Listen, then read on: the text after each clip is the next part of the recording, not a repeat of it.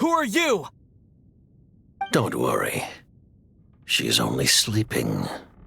You must be the Traveler. She called your name repeatedly while attempting to battle her way through the blizzard. Newcomers to Snezhnaya struggle to adapt to the sheer cold at the best of times. Lately, even the locals are suffering, with a powerful monster having summoned a bitter snowstorm. You two must be very important to one another. You should take more care not to get separated. Your eyes. Are you Conrian? There are indeed some Conrians left in this world who survived the cataclysm. But I doubt that is news to you. It would be unwise to interrogate my identity here. Focus your attention on your travel companion instead.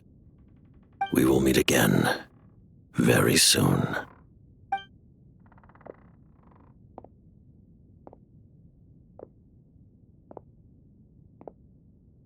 The unidentified subject has now left the area. He appears to be an individual of great significance, but my search has yielded no relevant data. I will try searching the database again.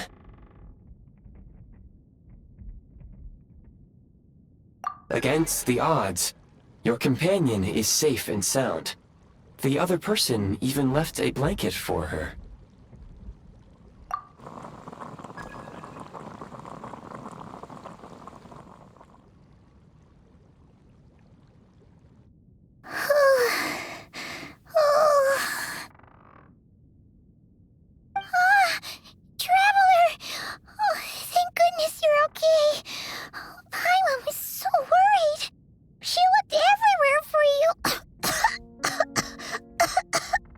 It's okay. Take it easy. Are you feeling all right? Pretty much the same as when we first got to Snezhnaya. Paimon must have caught a cold. She was feeling so faint. She just couldn't keep going any longer. So she had to lie down and sleep it off. Wait, where did the jester go?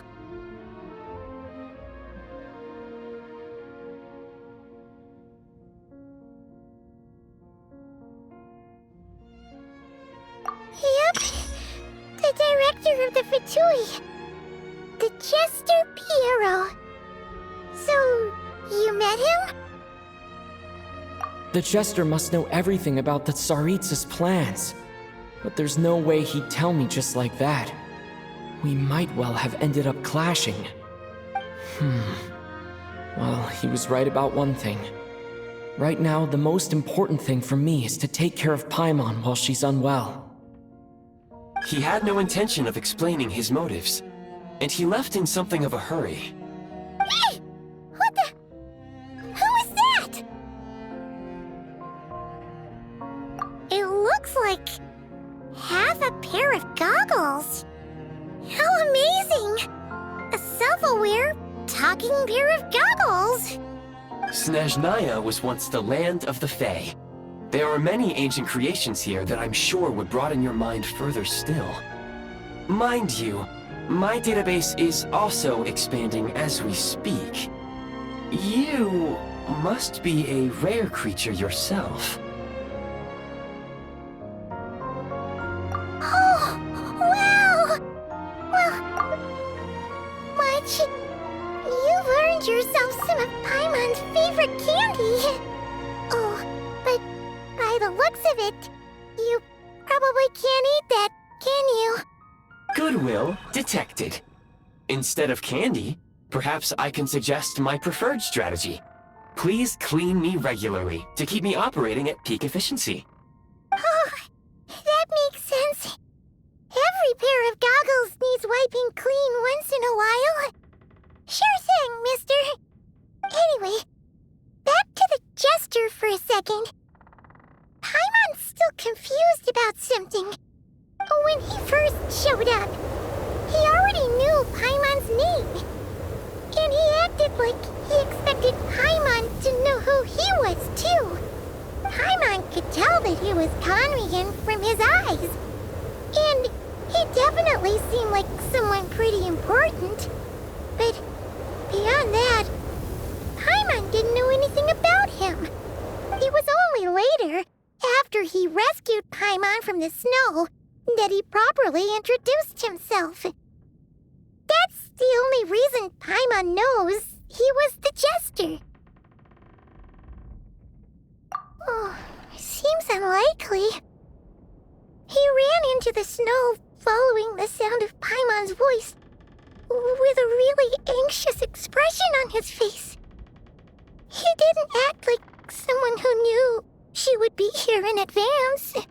And after bringing Paimon here, he just stared out at the snow.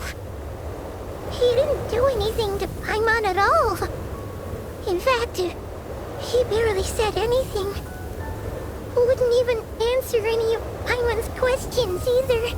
Paimon didn't feel unsafe around him, and he didn't seem to have any ulterior motives. For all we know, he might have just ignored Paimon's questions so she'd give up and go to sleep. Please allow me to interrupt. Fatui and director are unfamiliar terms. May I ask for clarification? Wait, you've seriously never heard of the Fatui? Oh, they're like the Tsaritsa's inner circle. Really powerful people. And the director is their boss. Understood. Since they hold elite positions and serve their god directly, it stands to reason that they would conduct themselves with due decorum. I am inclined to agree with your assessment, Miss Paimon. I did not detect any ill will from the gentleman in question.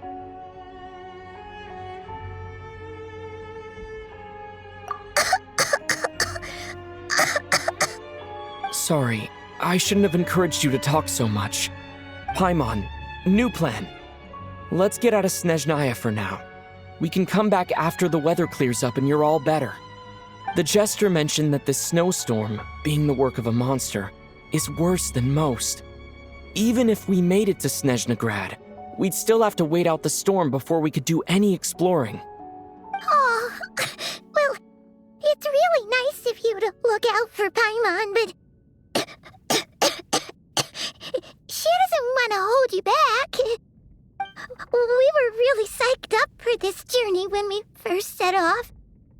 Just think of all the burning questions we have. If we turn back now, who knows how long it'll take before we finally get answers. Further information is required regarding the monster situation. But objectively speaking, there is another, more pressing issue at hand. At this point, we have traveled a significant distance into the blizzard. Were we to turn back now, the road would be extremely treacherous, especially since we would need to travel on foot. If, however, we continue onward, there may be a better solution. Do you remember what I said as we neared this location? I told you that this is a train station. While it has evidently fallen into disuse for unknown reasons, the tracks remain intact. We can break through the blizzard and forge ahead by driving a train. That is the Snezhnayan way. There is a small town up ahead, which would be the perfect place for Miss Paimon to rest and recover. Paimon thinks Goggles here makes a great point. Let's do that! Oh, come on. Don't worry. Think of all the traveling we've done so far. When has Paimon ever gotten sick before? Practically never. 'Cause she's in great shape. Sure, she's a little tired right now, but it's sure to clear up on its own. Affirmative.